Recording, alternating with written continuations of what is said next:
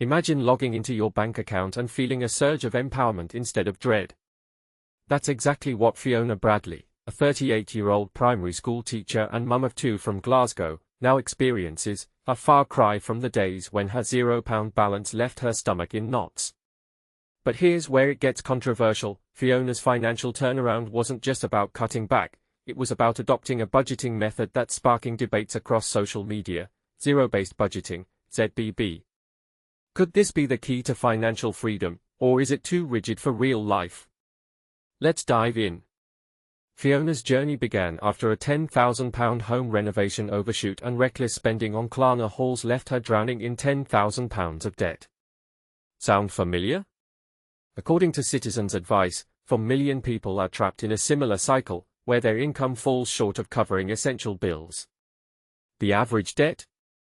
A staggering £9,963. And this is the part most people miss: it's not just about earning more, it's about controlling where every penny goes.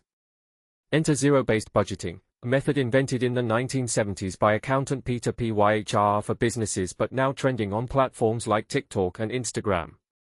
The concept is simple yet transformative. Every pound of your income must be allocated to a specific purpose: savings, bills, groceries, or even holidays. The goal? To reach zero, ensuring every penny has a job. This approach has gone viral, with videos explaining ZBB racking up millions of views. For instance, an Instagram post by Mindset Therapy has 14.2 million views, while personal finance guru Dave Ramsey's video has 2.4 million. But is ZBB too extreme? Critics argue it's overly meticulous, but advocates like Sarah Pennells, a consumer finance specialist at Royal London, call it a game changer. She explains, it makes you hyper-aware of your spending, cuts waste, and ensures you prioritize what truly matters.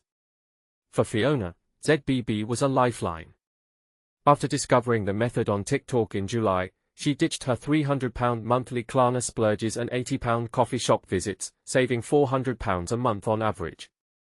She's already paid off £1,500 of her debt, reducing it from £10,000 to £7,500.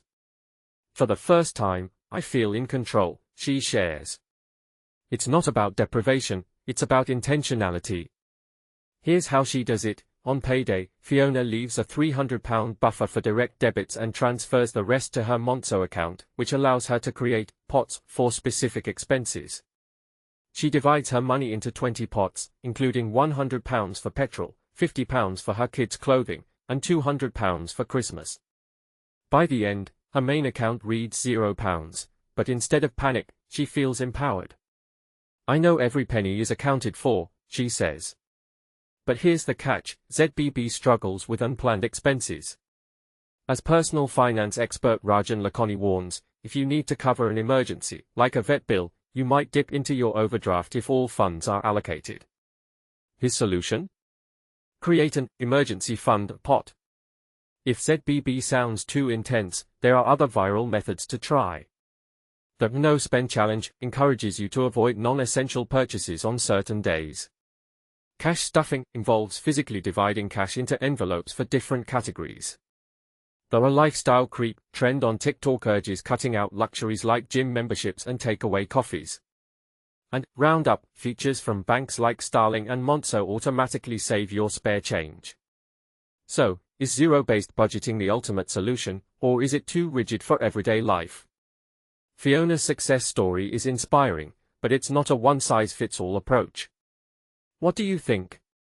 Would you give ZBB a try, or do you prefer a more flexible method?